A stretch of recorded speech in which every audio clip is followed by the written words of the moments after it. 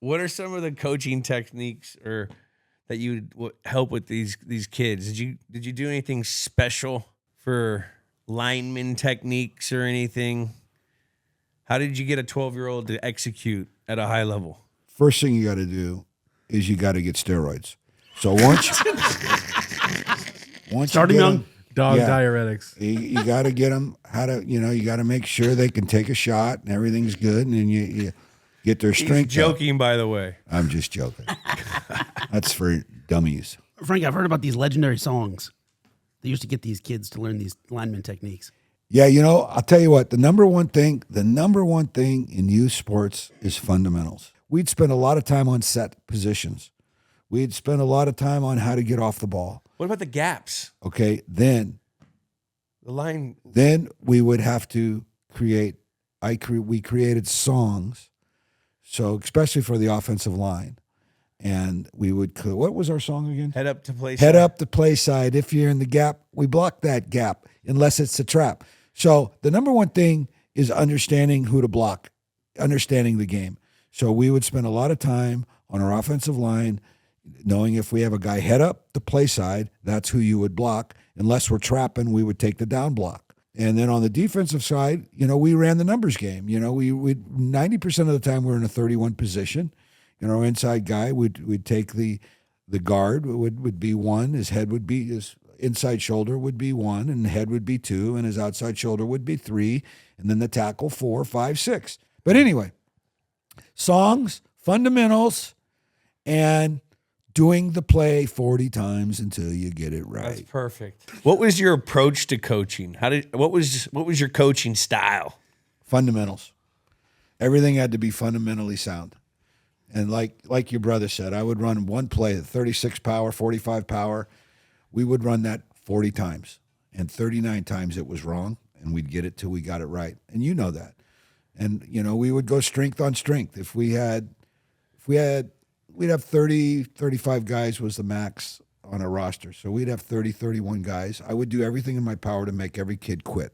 But I'll tell you what that did is that little tub kid that would come in that never played a game of football. And, mom and dad wanted him to play football to be the next Joe Montana or something.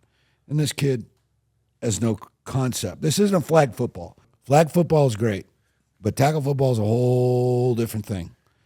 And even at that, level, these guys are lethal. And so some of these kids would come into practice the first day in August, and they couldn't even do a push-up. Didn't even know how to do a jumping jack. I'd put all our new kids and our heavyweights and, lamos, but I don't mean that in a bad way, inexperienced players. I'd put them in the front of the pack, and then I'd have my studs in the back of the pack, and we'd run around the field or run around the track. And that way, the rookies or the heavyweights or the inexperienced players wouldn't be able to fall behind. So my team would always stay as a team. And the guys in the back, like yourself, Jules, would push those big guys when they'd start crying and sniveling. They'd push them, and we'd stay. We'd run. I'd slow it down. So it's all about being a team. What about the kid? You talk about the kid that is inexperienced. Where's this story going? Well, where the story is going is when that kid came to me, he had no clue.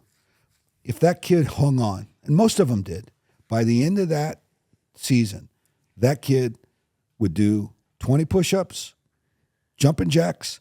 He would learn what football's about. He would be a better man. He'd be a confident kid. He'd be a confident kid, and he would be strong, and he accomplished something. Sense of accomplishment is real important, and it can start at a low, young level, and that's what we would do. How was Jules as a 10-year-old Pee-wee football player? Well, I used to listen to, like McCourty said, I couldn't stand Julian at practice, but I surely respected him, and then he won Super Bowls. Julian was that way. At practice, he played full speed. Everyone hated him, but everyone loved him because he'd make everybody play hard. Back then, I used to have to go to different areas. I'd go down to East Palo Alto, where the black community was, and I'd recruit because there wasn't a Pop Warner team there at that time. I'd go to East Menlo Park, where the Tongans and the Samoans were, and I'd recruit. Then I'd go to Redwood City, was kind of known as the tough white boy. We had Samoans and Tongans too. Yeah, but it was East Redwood That City, was- Menlo Park. It was way over. that was in the Redwood east side. City. I get it, but back then it was more over there. I'd go over to the other side of the, on the border of Palo Alto or Menlo Park and Palo Alto, and I'd put on little clinics, and those kids would come out, and we would give them scholarships because most of them didn't have, money, and so we wanted to make sure that these kids would play and get an opportunity. I was also president for 3 years, and so we were building our program, and so if you, at least in football, if you get a good mix of demographics. Where's this rambling? What is the question? How is Jules as a youth player? And so we would Jesus get all Christ. these different kids. I like sorry, hearing about the I'm- This is why we used to fight. When I was like 10 I years old, he'd tangent. be rambling on me. I'm hanging on every word over So here. what I was Jesus saying, Christ. what I was getting at is, I got a story for you. You think I'm a whack job, and it's okay. So we were up in Reno, right, and Joe Tobia was our commissioner, and we were playing that Nevada squad, and they were kind of good. Yeah, they had that. They had a tough white boy running back, 32. Yeah, they were kind of good. He's and, big, but it was only him. and I think we only beat them 28-0. And I think we beat him 33. We had a 3 in the middle. And like at halftime, Joe comes to me and goes, "Why ain't you whooping their butts? What's going on? Are they that good or what? Why ain't you whooping them?" I was going, I had to get my 4 players done. I can't remember, but it's like, so I'm not the only whack job. Our commissioner was saying, "I want you to whoop these guys." Joe. Love Joe. Yeah. He ran that thing. R.I.P. Joe, I'll tell you another story. So, you want me to tell you the story? Yes, please. Yes. So, back then, Jamboree was your final weigh-in date. So you had to suck these kids down. I'd always come in with heavyweights and older lighters. The older lighters they were tough. Guys like Jules and Aros, you had to make sure they were 12 and under like 85 pounds. And that was always tough, but those were your bucks. And then you had your linemen, 105 or the heavyweights. So Jamboree Day, they start August 1st. When you get down there on the 31st is your last day.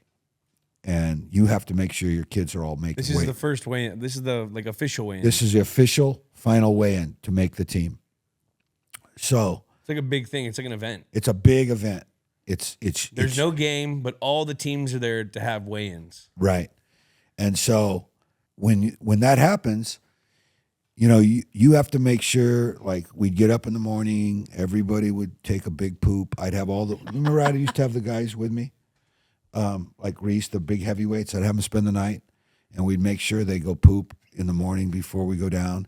And then we would go meet at the gym. Remember the gym? And they'd be spitting the whole time. Yeah, spitting, and we'd go meet at Gym West. There used to be a gym down there, and we'd go, oh my gosh, we needed a real official scale, and he'd be like 3 pounds over. So there was this really foggy room there. It was like kind of hot inside, and we would put those kids in that little foggy room, right? And For how long? up till they turned into raisins. And we put them in that room, because we had to maybe we had to drop 2 or 3 pounds, and we had to be official, and so we would do that, right? And so then we go to Jamboree. We were the only guys that did that. Nobody else would do that. We were the only ones. And we won the Super Bowl. We won the championship. And so after the Super Bowl, Joe Tobia calls me and goes, "Hey, what?" He goes, "Frank." I go, "What?" He goes, "I got film of you at Gym West sucking down players." I go, "No, really?" And I go, "Where'd you get that?" He goes, I go, "The coach I fired from the midgets that used to wrap his kids in plastic bags and have them run." And he goes, "Yeah." I go, "What do we do?" He goes, "Nothing. I'll take care of it." So, Joe, thank you.